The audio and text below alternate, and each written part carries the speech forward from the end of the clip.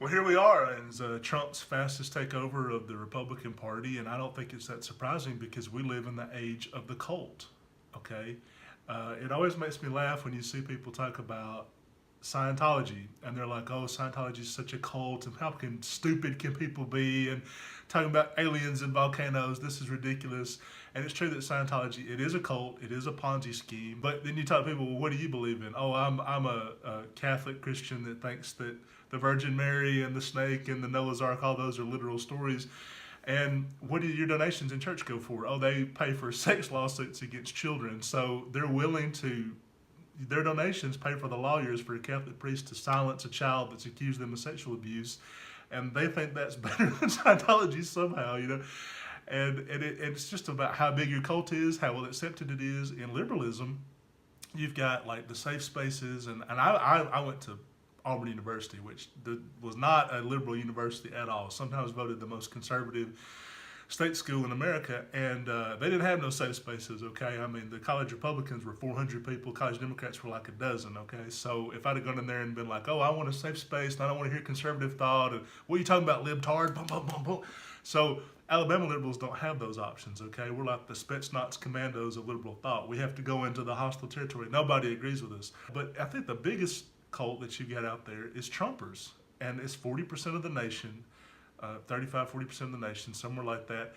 And what does the president do? He says anything that critiques him is fake news, and I've seen that everywhere now. It's like, I don't like what somebody's saying about me and I'm rich. Oh, it's all fake news. And everybody's getting on the Trump bandwagon. They're starting to appropriate his language, okay, that's like that. And it's all become to where you can't trust anybody's opinion but ours. Trump's Twitter feed, that's where you should get your news. And every single day when he attacks Canada or Europe or all these other countries, it's always, oh, don't listen to anybody else. Listen to me. Only get your news from me. And they're happy to do that for now. And I mean, obviously that's terrifying that the President of the United States has developed a cult of personality, but it's not totally surprising, okay? And we got to talk about Mark Sanford. I don't know if liberals understand what a big deal this is that he lost this race, because you got a guy who, you know, he's out hiking the Appalachian Trail for whatever that was, 10 days or 2 weeks, and really he's in Argentina with his mistress as governor. The voters forgive him enough to re-elect him to Congress only a few years later. So you got a guy who could survive political scandals, because he had had some financial and political scandals even before that.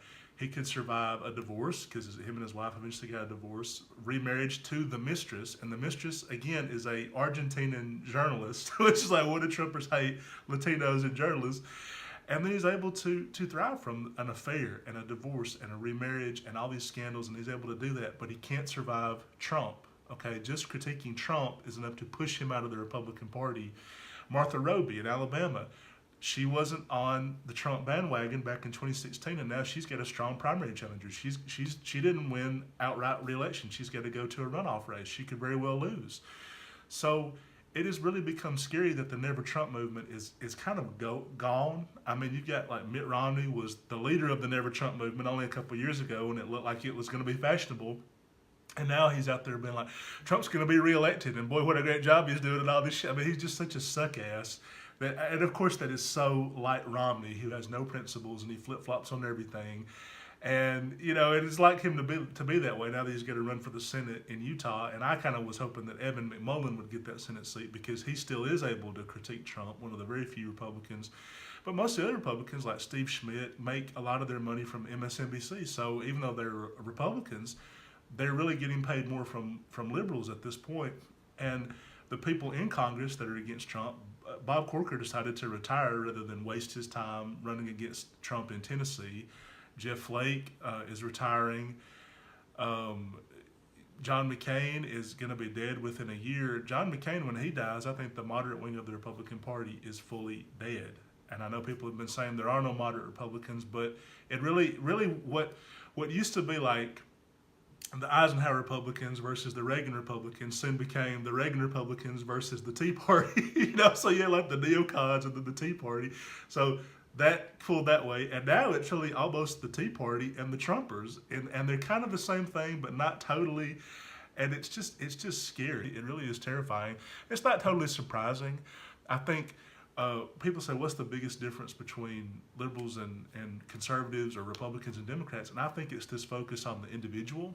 I think in the Democratic Party, individuals are maybe almost too important in a way. Like you've got somebody being like, oh, Monica Lewinsky, let's hear what she's got to say. I mean, this was a sitting president, two-term elected Democratic president, Bill Clinton, who left office with peace, prosperity, a budget surplus, and a 77% approval rating. He left office with, at the time, the highest approval ratings in the modern era. For decades, nobody had had as high approval ratings as he had. If he had been able to run for a third term, he would have been reelected. Okay, no doubt. And then, 20 years later, it's like, oh, he's such an asshole and a villain, and he's terrible. And Democrats have torn him down just because Lewinsky was 24 and she was an intern. So in their minds, there's some kind of sexual impropriety going on that's like just terrible, and you can't forgive a guy for that. But that's a really clear focus on the individual. Individual is very important over any organization, and any powerful individual and anything else is more important. Republicans don't think that way. They never have thought that way.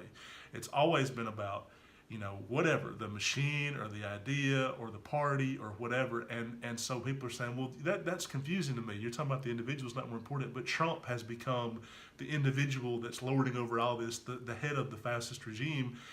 And it's kind of that way, but it's not that way. People that love Trump, it's not even really him that they're loving. I mean, I know that sounds crazy, but it's really not just him.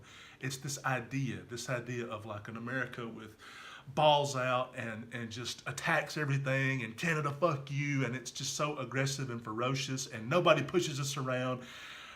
They could have just as easily got that from, it could have been Jesse Ventura. It could have been the McMahon guy that runs the WWE. It could have been just anybody that's tall and machismo and out there and just kind of like, it's an idea, it's a vibe. And of course people say, well, Trump, he just doubles down on these mistakes. The worst thing he could ever do is to come out and say, I'm sorry, I was wrong. You guys were right. I'm gonna do better. I'm gonna listen more, and I'm gonna boo. His fans will be booing that shit, because that's honestly not. They want the guy who's like pro-torture, and I'm gonna go after the terrorist families, and I'm gonna Jack Bauer my way out of any situation. They're going for that Tony Soprano, like just machismo, that anti-hero thing, and that's a clear indication of fascism, and that the law doesn't matter, the ideology doesn't matter. It's all a cult of personality, but it's a personality that they like, and it's not even so much an individual. It's just it's a vibe. It's a feeling that's out there. And I really don't think it's all that surprising that now every Republican that's running is like, we're behind Trump 100%. Anything he wants, you want us to suck your dick, because we will. And they're doing that to him, even though he's doing that to Putin, where he won't. It's like a culture of bullying, but it's really it's a culture of the cult. It's the moment of the cult, and I hate that, but it really has become that way. And I feel like that's what's commanding so many people in different ways is censorship of thought, censorship of speech, getting in line behind a bunch of ideas, even if they don't work. I've said some things on the liberal platform that don't work, and it just makes no difference. That's what they want, and they don't like it when you criticize that stuff. And Republicans definitely don't like it when you criticize Trump.